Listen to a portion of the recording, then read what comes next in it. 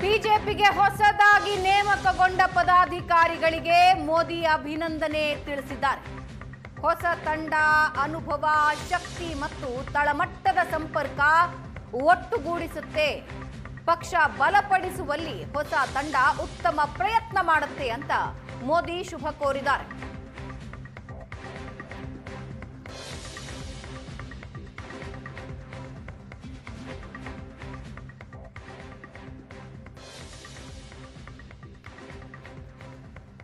ಈ ಬಗ್ಗೆ ನಮ್ಮೊಂದಿಗೆ ಇನ್ನಷ್ಟು ಮಾಹಿತಿ ಹಂಚಿಕೊಳ್ಳೋದಕ್ಕೆ ಅಸೋಸಿಯೇಟ್ ಎಡಿಟರ್ ಪ್ರಶಾಂತ್ ನಾಥ್ ಅವರು ಫೋನ್ ನಲ್ಲಿದ್ದಾರೆ.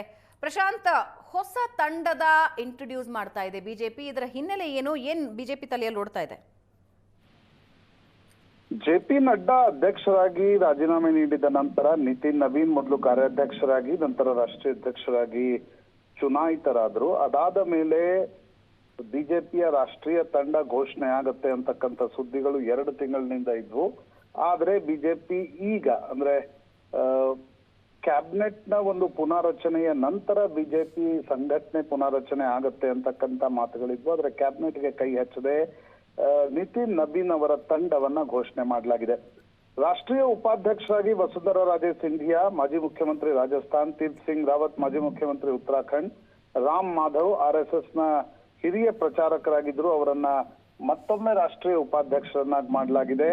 ಜಯ್ ಪಂಡಾ ಒಡಿಸ್ಸಾದ ಹಿಂದಿನ ರಾಜ್ಯಸಭಾ ಸದಸ್ಯರು ಕೂಡ ಆಗಿದ್ರು ಮತ್ತು ಡಿ ಪುರಂದರೇಶ್ವರಿ ಇವರ ಜೊತೆಗೆ ಸುಮಾರು 13 ರಾಷ್ಟ್ರೀಯ ಉಪಾಧ್ಯಕ್ಷರನ್ನ ನೇಮಿಸಲಾಗಿದೆ. ಅದರಲ್ಲಿ ಪ್ರೊಫೆಸರ್ ಎಂ ನಾಗರಾಜ್ ಹುಬ್ಬಳ್ಳಿ ಮೂಲದವರು, ಈಗ ಮೊನ್ನೆ ಅಷ್ಟೇ ಕಳೆದ ತಿಂಗಳು ರಾಜ್ಯಸಭಾ ಸದಸ್ಯರಾಗಿ ಆಯ್ಕೆಯಾಗಿದ್ರು.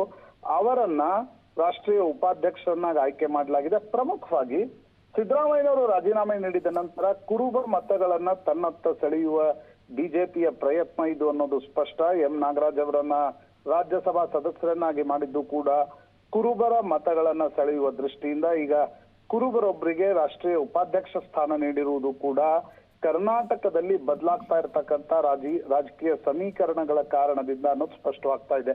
ಇಡೀ ತಂಡದಲ್ಲಿ ಕರ್ನಾಟಕದಿಂದ ಇಬ್ಬರೇ ಇದ್ದಾರೆ. ಒಬ್ರು BL ಸಂತೋಷ್, ಬಿಜೆಪಿಯ ರಾಷ್ಟ್ರೀಯ ಸಂಘಟನಾ ಕಾರ್ಯದರ್ಶಿ. 2019ರಿಂದಲೂ ಕೂಡ ಬಿಜೆಪಿಯ ರಾಷ್ಟ್ರೀಯ ಸಂಘಟನಾ ಕಾರ್ಯದರ್ಶಿಯಾಗಿ ಸಂತೋಷ್ ಕೆಲಸ ಮಾಡ್ತಾ ಇದ್ದಾರೆ. ಈ ಅವಧಿಗೂ ಕೂಡ ಸಂತೋಷ್ ಅವರು ನಿತಿನ್ ನಬೀನ್ ಅವರ ತಂಡದಲ್ಲಿ ರಾಷ್ಟ್ರೀಯ ಸಂಘಟನಾ ಕಾರ್ಯದರ್ಶಿಯಾಗಿರಲಿದ್ದಾರೆ. ಬಹುತೇಕ ಬಿಜೆಪಿಯಲ್ಲಿ ರಾಷ್ಟ್ರೀಯ ಸಂಘಟನಾ ಕಾರ್ಯದರ್ಶಿ RSS ನ ಪ್ರಚಾರಕರು ಇರ್ತಾರೆ. ಸಂತೋಷ್ ಕರ್ನಾಟಕದಿಂದ RSS ನ ಪ್ರಚಾರಕರಾಗಿ ಕೆಲಸ ನಿರ್ವಹಿಸ್ತಾ ಬಿಜೆಪಿಗೆ ಬಂದವರು. ಶಿವಪ್ರಕಾಶ್ ಮತ್ತು ಸೌದಾನ್ ಸಿಂಗ್ ಅವರು ಕೂಡ ಸುಮಾರು 10 ವರ್ಷಗಳಿಂದ ರಾಷ್ಟ್ರೀಯ ಸಂಘಟನಾ ಕಾರ್ಯದರ್ಶಿಯಾಗಿದ್ದಾರೆ. ಶಿವಪ್ರಕಾಶ್ ಇತ್ತೀಚೆಗಷ್ಟೇ ಕರ್ನಾಟಕದ ಬಿಜೆಪಿಯ ಸಂಘಟನೆಯ ಕುರಿತು ಏನೊಂದು ವರದಿ ನೀಡಲು ಕೇಂದ್ರ ಸೂಚಿಸಿತ್ತು. ಅದರ ಸದಸ್ಯರಾಗಿದ್ರು ಶಿವಪ್ರಕಾಶ್ ಮತ್ತು ಜಯ್ ಪಾಂಡಾ. ಇಬ್ರಿಗೂ ಕೂಡ ಸಂಘಟನೆಯಲ್ಲಿ ಅವಕಾಶ ನೀಡಲಾಗಿದೆ.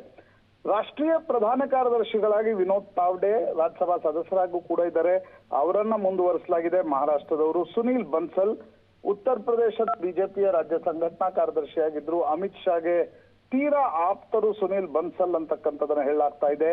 ಅವರಿಗೆ ರಾಷ್ಟ್ರೀಯ ಪ್ರಧಾನ ಕಾರ್ಯದರ್ಶಿಯನ್ನಾಗಿ ಮುಂದುವರಿಸಲಾಗಿದೆ. ವಿನೋದ್ ತಾವ್ಡೆ ಕೂಡ ಕಳೆದ ಬಾರ ಇದ್ರು. ಬಿಪ್ಲಬ್ ಕುಮಾರ್ ದೇವ್ ತ್ರಿಪುರಾದ ಮಾಜಿ ಮುಖ್ಯಮಂತ್ರಿ, ಮೊನ್ನೆ ಅಷ್ಟೇ ಬಂಗಾಳದ ಚುನಾವಣೆಯಲ್ಲಿ ಪ್ರಮುಖ ಪಾತ್ರ ವಹಿಸಿದ್ರು.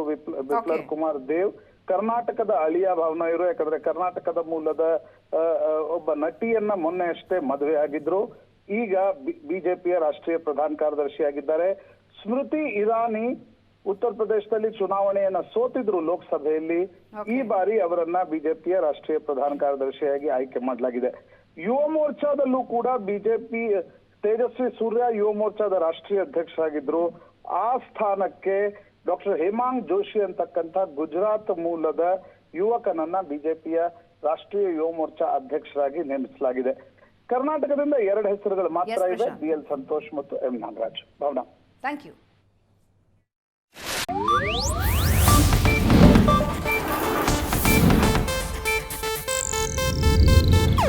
ಇದು ಏಷ್ಯಾನೆಟ್ ನ್ಯೂಸ್ ನೆಟ್ವರ್ಕ್ ಪ್ರಸ್ತುತಿ.